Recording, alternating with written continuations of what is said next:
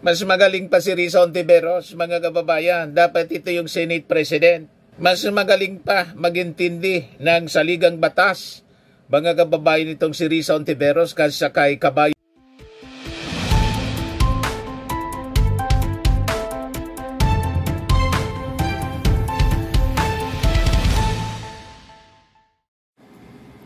Marayanalda po, mga manoy, mga manay. Si Dante Maravillas po, Bicolano vlogger, broadcaster, journalist from Albay.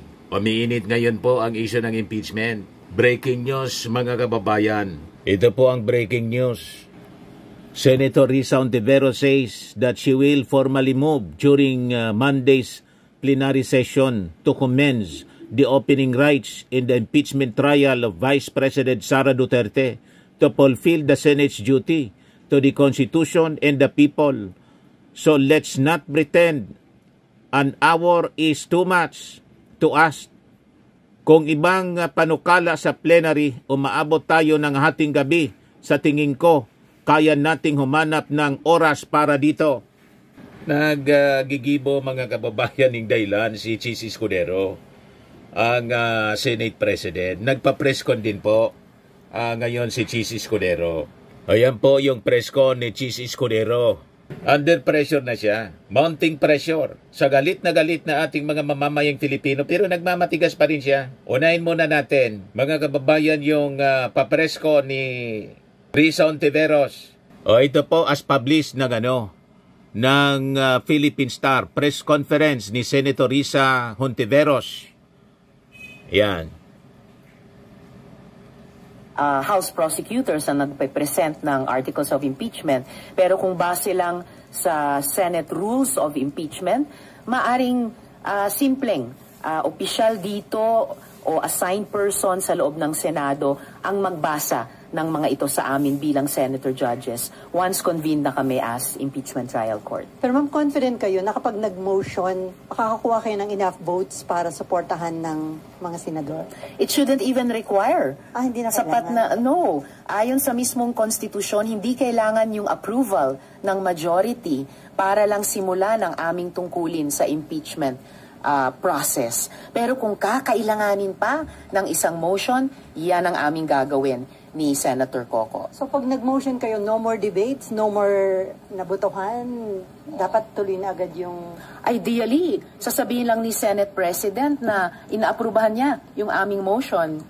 Kasi even that, hindi na sana kakailanganin kung lamang sinunod namin ang konstitusyon na upon receipt of the articles of impeachment transmitted by the House, forthwith, ituloy na namin ngayong linggo ang Senate impeachment trial. Bakit ngayon po, bakit hindi po yung June 2 nung pagka-resume nyo, in-erase nyo na po agad yung issue na to? Na dapat dahil batay sa konstitusyon at batay sa naging practice kahit nung nakaraang mga impeachment trials, hindi na kinailangan ng kumbaga lesser mortal tulad ng isang motion sa floor para lang gawin ang pinakamataas na utos at obligasyon na sa konstitusyon. But since we are here now, mabuhay si Risa. kumbaga, days na lamang, down to the wire tayo. Sige, kahit yung extraordinary motion ng pagmo-motion pa sa floor, gagawin namin. Kahit ideally, kung ginagawa lang ng Senado ang aming talagang tungkulin, ayon sa konstitusyon, dapat sana hindi na kailangan ito. But what prompted you po na gawin to, mamaya? Dahil huling 3 araw na po natin sa 19th Congress. Kailangan, kung hindi man nung February 5, kung hindi man nung June 2, ngayong June 9 onwards to 11, wala na po namin ang impeachment trial. Ilang beses sinasabi ni SP Chis na very powerful ang plenary. So parang laging decision ng plenary ang masusunod. Very powerful ang plenary sa aming legislative functions.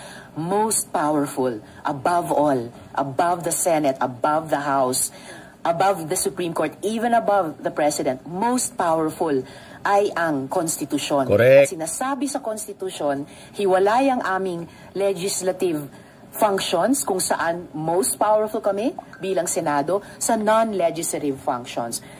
Magkahiwalay yung dalawang iyon. At sa mas magaling pa si Risa Hontiveros, mga kababayan. Dapat ito yung Senate President. Mas magaling pa magintindi ng saligang batas mga kababayan nitong si Risa Ontiveros kaysa kay kabayang Chis Escudero. Legislative function ng impeachment trial, wala nang ibang kailangan magsalita kundi ang konstitusyon mismo kung amin lamang pakinggan at sundin. Correct. Si SP Cheese po kasi, he's under the belief na kahit may mag-motion, kailangan pa rin pagbotohan ng plenary. If it comes to that, since he is the presiding officer, do you think you will have the support po ng majority of the senators if it comes to a vote? Unang-una na, sa plenary ng session bilang Senado, pwedeng ang presiding officer mismo, ang Senate President o ang presiding officer, ang mag-approve or reject ng isang motion. Hindi kailangan kaagad ipasa sa amin para pagbotohan ang bawat motion, kahit simpleng motion.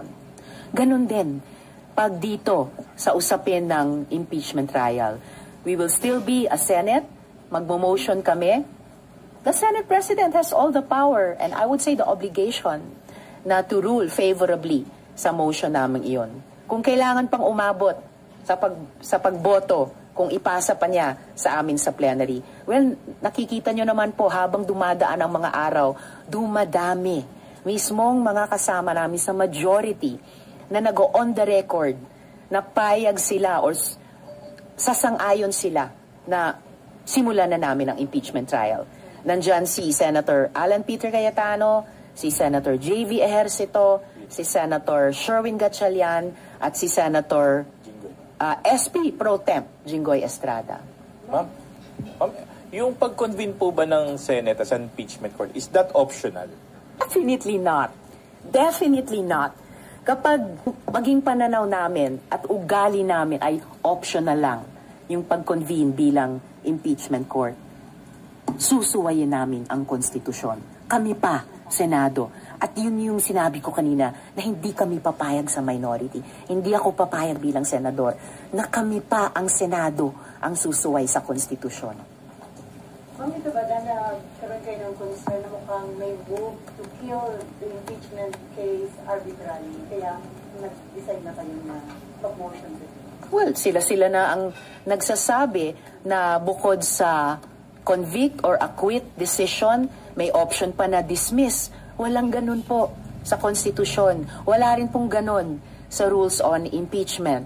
No? Sila na yung pinapaaga yung valedictory speeches ng mga graduating senators. May lumalabas na kung ano-anong mga concerns na kung magva-valedictura na sa Martes, baka kulang ang mga tao sa Miyerkules. And alam naman natin, kailangan natin ng sacrosanct quorum na yan to transact business. Kaya ngayon pa lang, kahit frustrated kami na hindi kami simpleng sumunod sa iutos ng konstitusyon na pagtanggap ng articles of impeachment, forthwith, proceed with trial. So itong huling linggo, itong huling 3 araw ng sesyon, sige, gagawin namin yung extraordinary motion para lamang simulan yung opening rights ng impeachment trial. Ma'am, kung magsi-start po today yung opening rights, yes, sa timeline po ninyo, ano po yung nakikita po ng minority na timeline? Kasi po si Sentol ay, ang sabi po niya, possible to conclude the trial by June 30. Kayo po ba, anong timeline po ninyo sa minority? Wala po kaming binubuong or ipinapanukalang timeline kasi opening rights pa lang hindi pa magawa-gawa eh. So Correct. We want to get over this first. Dapat hindi siya naging hurdle. Pero naging hurdle. May ibang agenda, mga kababayan, gustong lutuing Macau ni Senator Tolentino. Huwag tayong papayag. Imagine, in 19 days, dapat daw matapos ang impeachment trial. 7 articles of impeachment. Yung kay Corona, mga kababayan, 3 articles of impeachment, inabot ng kalahating taon, 6 months before nakapag-render ng judgment. Yung mga senator judges, inupuan nila for 4 months. Pagkatapos ngayon, sasabihin ni Tolentino, tapusin natin in 19 days. Ano yan? Di ba po? Huwag tayong papayag sa ganun. Malinaw na may gusto silang pagtakpan, kaya gusto nilang ilutong Macau madaliin ang impeachment trial.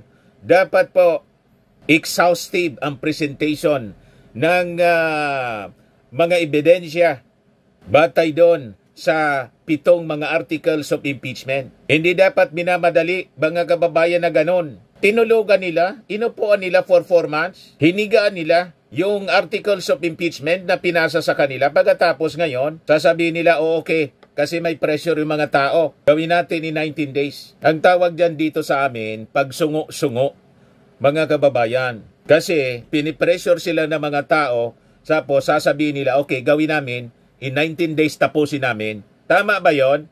Nakakaloko, mga kababayan, itong si Tolentino. Kaya tama itong posisyon ni Risa Hontiveros. Salute to you, Risa Hontiveros. Manindigan ka. At pag hindi nila ginawa ang tama, mga kababayan, nakaamba po ang EDSA People Power. Laban sa Senado, hindi sa Palasyo. Kundi laban dito sa ating mga senador na sinasalaula, binababoy ang ating konstitusyon. Balikan natin si Risa Hontiveros. We just want to get over this first hurdle. Kaya ngayong umaga, or nung inilabas yung ganong panukala na hanggang June 30, premature pa talaga. At saka, isipin natin, 19 days? Correct. Ilan ba ang naiisip namin ibigay na time frame sa ganitong kaimportanteng proseso? Sa simpleng civil cases lang nga halimbawa yung pagbibigay ng bayad or pagsisingil ng bayad. Ang rules of court nagbibigay po ng 30 araw para doon. Ano pa kaya sa isang napaka-importanteng constitutional process tulad ng impeachment?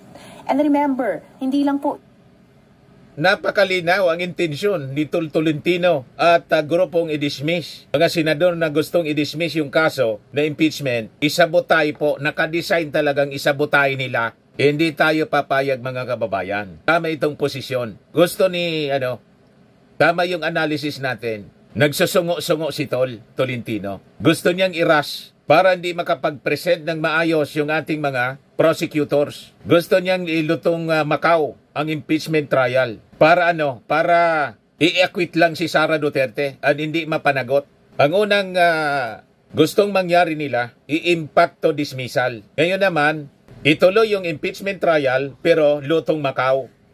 Payag kayo sa ganon, mga kababayan? Isang article of impeachment ito, 7 articles of impeachment. Hindi pa nga namin narinig formally ano-anong mga articles. Hindi pa nga namin narinig ano-ano yung pinipresent nilang mga ebidensya, mga witnesses. Wala pa po kaming pagkakataon magtanong sa mga ito. Lutong Macau ang gusto mangyari nila. Yun pa lang na 19 days kaya na naming tapusin ang ganyang kaimportante at maaaring mabigat. Kasi meron lang kaming chance matimbang gaano kabigat ba, gaano katagal namin kailangang tanungin ito kapag narinig na namin. Hanggang ngayon, hindi pa napagbigyan yung prosesong iyon. Hindi po ito, wala pong express lane sa impeachment. Hindi rin siya online shopping na may express delivery. Bigyan naman natin ng hustisya ang prosesong ito. Bigyan natin ng hustisya pareho ang mga panig ng House prosecutors at pati yung kampo ni VP Duterte. At higit sa lahat, bigyan natin ng hustisya ang taong bayan na kumakapit sa konstitusyon at dumadami at lumalakas ang mga boses na pinagsasabihan kami, gawin nyo na ang tungkulin ninyo. Pero ma'am, tama po ba? At least for this week, today, opening rights, and then tomorrow and Wednesday, ano pong mangyayari? Basta pwedeng, once buksan namin yung impeachment trial, mag-constitute kami as impeachment court, doon namin pwedeng simulang pag-usapan yung timetable at gawin sa susunod na 2 araw ang mapag-usapan na para sa una at ikalawang araw pagkatapos mag-convene. At yung nalalabi pa, yung kakailanganin, kung ano man ang kakailanganin in fairness sa process, pwedeng ituloy ng 20th Congress. Ma'am, clarification lang. Bali mamaya, aasahan natin opening rights and then tatry nyo rin makapag-convene as impeachment court. Asahan nyo po na magmo-motion kami ni Senator Pimentel na gawin na namin ang opening rights, which would constitute convening ourselves as impeachment court. Panunumpa ng presiding officer, panunumpa naming senator judges, pagpresenta sa amin ng articles of impeachment.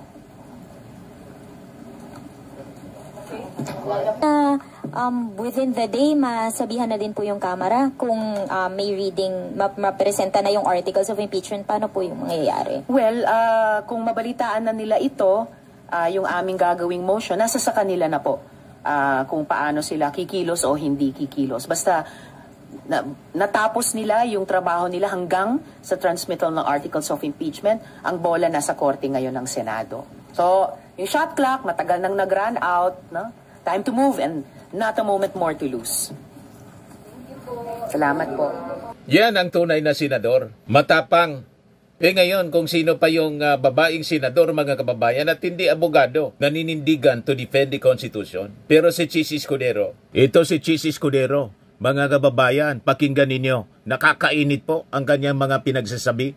Ika nga ng mga leader o ng leader natin na may mga ganyang klaseng pananaw na isisisi palagi sa namumuno o tagapangulo, imbis na, kung sakasakali, tingnan ito na pagsunod lamang sa tinatalaga ng batas. I accept that responsibility as part of my burden as the leader of the Senate.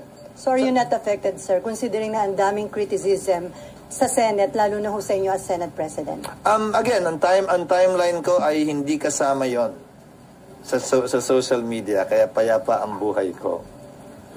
Sir, si Senator Soto, parang...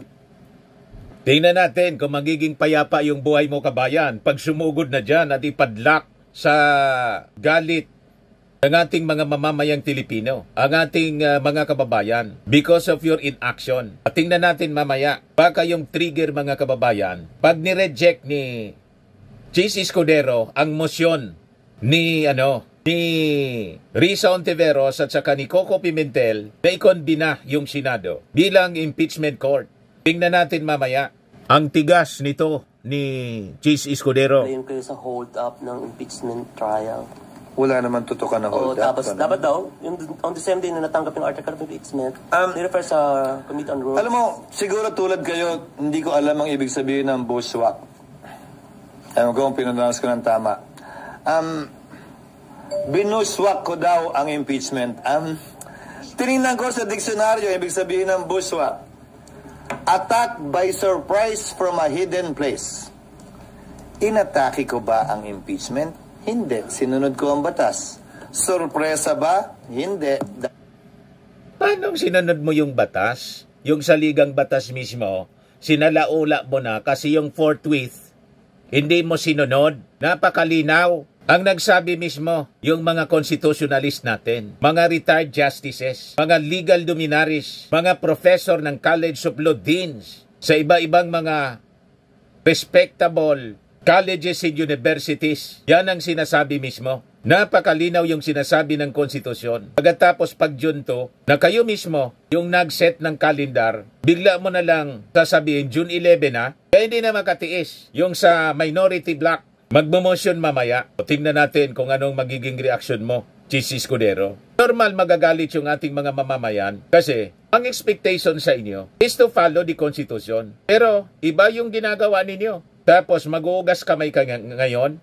Anong klase kang senador, kabayang Chis Escudero? Lahat ng ginagawa ko, sinasabi ko muna bago ko gawin. Pangatlo, mula sa tagong lugar, bahagi ng trabaho ko bilang tagapangulo ng Senado at bahagi ng 19th Congress na pagpasahan ito sang-ayon sa approval o assent ng aming mga kasamahan. Ang mas tanong ko ay, parang kami yata yung binuswak niya. Ako at ang Senado. Tinira kami at kinampihan ang Kongreso imbis na ang institusyon na kinabilangan niya? Natural, kasi tama ang posisyon ng Congress ay isa sa posisyon ninyo. Tama ang pagkaintindi ng Congress forthwith. At yung Congress na tinuturo po ninyo, Chis Escudero, inupuan ng 2 months, yung impeachment case, mas malala kayo. 4 months ninyong inupuan. Tapos dinelay pa ninyo. Yung Juntong calendar, ginawa ninyong June 11. Hindi na makatiis yung minority ngayon. Magmo-motion sila. Tingnan natin kung ano yung reaction ninyo mamaya. Kinampihan ang impeachment. Hindi ko alam kung bakit na pinangungunahan ng Kamara at ni Speaker Romualdez. Nagbigay pa ng malisya. Alam namin ang ang ibig mong sabihin. Kasi si Martin Romualdez nagsusulong para ma-impeach si Sara at na-impeach na nga. Ang gusto mong ipahiwatig, interesado kasi si Martin Romualdez. Hindi mga nagsasalita na diretso nang matanggal si Sara for 2028 political ambition. Alam namin, ganon ang iniisip po ninyo. O, di ba? Yan ang pahiwatig mga kababayan ng statement ni Chis Escudero. Pinagsisilosan niya si Martin Romualdez. Sinabi pang dinidiktahan daw sila. Walang pagdikta galing sa Congress po. Ang dikta sa inyo na magtrabaho galing sa konstitusyon. Yung Congress, tinapos na yung trabaho. Ang bola na sa inyo na, malinaw. Kayo ang dapat forthwith proceed with the trial. Ang mandato hindi galing sa Congress, galing sa konstitusyon. Galing sa ating saligang batas. Anong klaseng mga argumento mo yan, kabayang Chis Escudero? Lahat na sablay yung mga pinagsasabi ninyo. Gusto mo pang palabasin sa statement mo last week ng plenary, decision ng plenary, mas mataas pa sa konstitusyon. Anong klaseng? Itanong mo nga sa mas magagaling na mga abogado, inondem nga yung posisyon mong ganon. Mas nakaintindi pa si Risa Hontiveros. You are not above the Constitution, not even the President above the Constitution. Kaya nga sa ligang batas, talaga ito si kabayang Chis Escudero. Imbis na galangin ang kasalukuyang Senado, pinili niya atakihin ang kasalukuyang Senado. Nalalaman ko na mas matanda masyado at mas malawak ang cute. kanyang karanasan, pero hindi naman siguro rason yun para hindi galangin at maliitin ang kasalukuyang Senado. I look forward to welcoming him in the 20th Congress. But in the meantime, allow Congress to decide, and we haven't even decided yet. Yan nga ang problema ninyo, kaya kayo kinukundina ng taong bayan ngayon. Kasi hanggang ngayon, wala pa kayong desisyon. Kaya mamaya magmomosyon na si Risa Hontiveros. Sinasadya ninyo na i-delay ng i-delay. Pagkatapos ngayon, may proposal yung kapwa nating Bicolanong senador si Tol Tolentino na gawing 19 days lang yung trial. Ano yan? Gustong ilutong Macau ang resulta ng trial? Matters, because I reiterate my earlier position. All of these matters have to be confirmed and affirmed by the 20th Congress that he will be a part of. Darating yung tamang panahon para pagdebatihan yun sa 20th Congress. Dahil hindi ko sinasabi na lahat ng pagpapasya namin ay binding sa susunod na Kongreso. I've been saying that for the longest time already. Whatever we do needs to be confirmed and affirmed by the 20th Congress. Ganon din ang Kamara, ha? Whatever they did in the 19th Congress, pagtawid ng kasong ito sa susunod na Kongreso, kailangan din ay pwede rin yung pagpasya ng susunod na Kongreso. Kaugnay sa kagustuhan nilang ituloy pa ba to, ayaw na nila. Tulad lamang ng era of impeachment trial. Nagpasya ang mga prosecutors noon sa kalagitnaan ng pagdinig ng trial. Ayaw na namin at nag-walkout sila at hindi na bumalik. Nag-walk out kasi ayaw pa buksan. Alam namin. Alam ng mamamayang Filipino. Nag-walk out kasi ayaw pa buksan. Nag-resign pati si Pimentel. Yung tatay ni Coco Pimentel. Ayaw pa buksan yung envelope. Cover up ang ginawa ng Senado. Kaya nagresulta sa people power. Itong gusto ninyong mangyari, malinaw na gusto ninyong i-cover up. Bakit? Yung isang senador nagpakalat ng resolusyon, dismissal without the benefit of trial. Pagkatapos ngayon si Tol Tolentino, tuloy yung trial, pero gusto niyang gawin 19 days lang. Malinaw na design na ilutong Macau ang impeachment trial. Napakalinaw. Yun din ang mangyayari sa inyo. Nalala nyo? Nalala namin. Pero nangyari ang EDSA, natanggal, Yon. so wala nang dahilan pa para bumalik. Yun din ang mangyayari sa inyo. Ang matatanggal niyan kayo. Kung noong EDSA 2, ang natanggal si ERAP, ngayong EDSA 3, ang matatanggal kayo. Kasama niyan, siyempre, si Sara Duterte. Kasi hindi papayag ang ating mga mamamayan na pagtakpan ang napakabibigat na kasalanan. At ang lumalabas na nagko-cover up yung Senado na mismo. You have to learn from history, Chis Escudero. Mismong kayo nagme-mention, nagalit yung ating mga mamamayan.